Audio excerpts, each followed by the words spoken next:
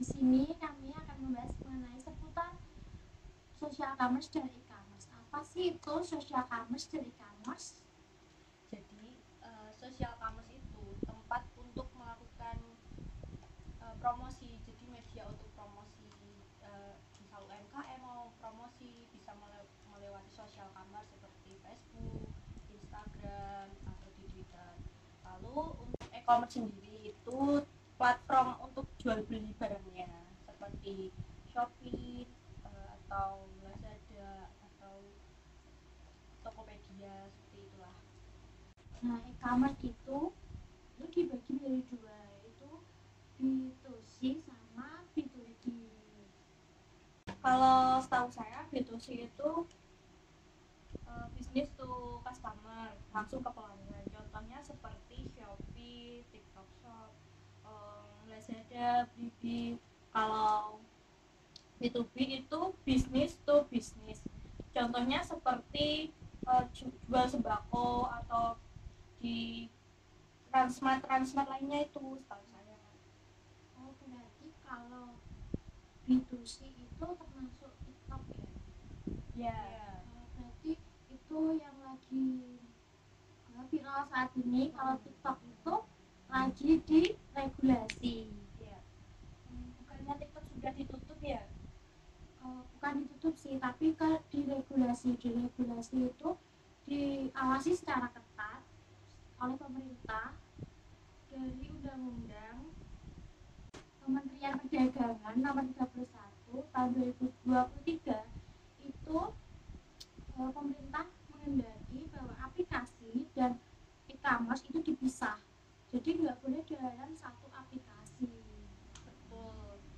Itu peraturan baru juga, dan juga pemerintah tuh maksudnya biar apa ya, kayak kan sekarang marak barang dari luar yang dijual di dalam negeri kita itu dijual dengan harga yang tidak sangat wajar, sangat murah, padahal saat masuk ke Indonesia itu kan nanti ada itu biaya pajak itu kan juga mahal, tapi kenapa dijual dengan harga yang murah, jadi itu bisa mematikan UMKM ya, pasar yang ada di dalam negeri kita. Terus aku juga tahu kalau ada isu tentang flexing sebuah perusahaan, apa itu namanya, skincare kosmetik itu melakukan flexing dan melakukan fake buyer.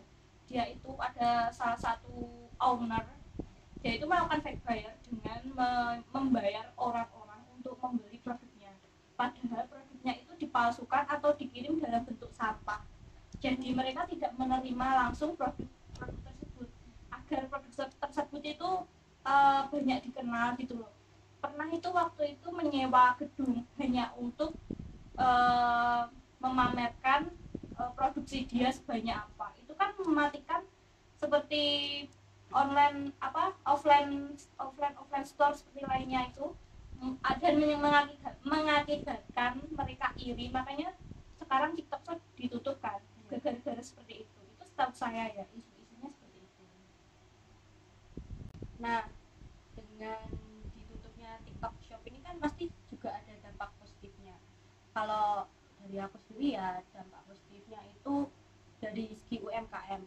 Jadi mereka tuh juga bisa bersaing dengan UMKM yang lainnya, juga bisa meningkatkan mungkin dari segi pemasarannya atau dari segi barangnya ditingkatkan, jadi mereka bisa berinovasi. Kalau menurut kalian gimana dari segi positif ditutupnya TikTok Shop ini?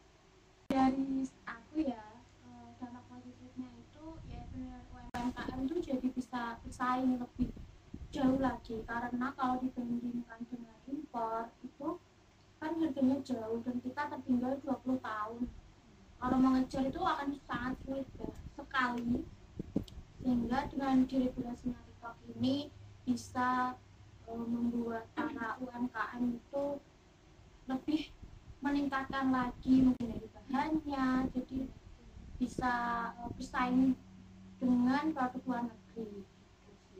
Ya sih, kalau menurut aku kalau ditutupnya TikTok Shop, UMKM itu bakal lebih memunculkan ide-ide kreatif, inovatif supaya masyarakat lebih menyukai produk-produk lokal. Jadi itu banyak sekali dampak positifnya. Tapi tahu saya ada juga yang tidak menerima kalau TikTok Shop itu ditutup. Itu alasannya apa sih kalau yang tidak setuju itu?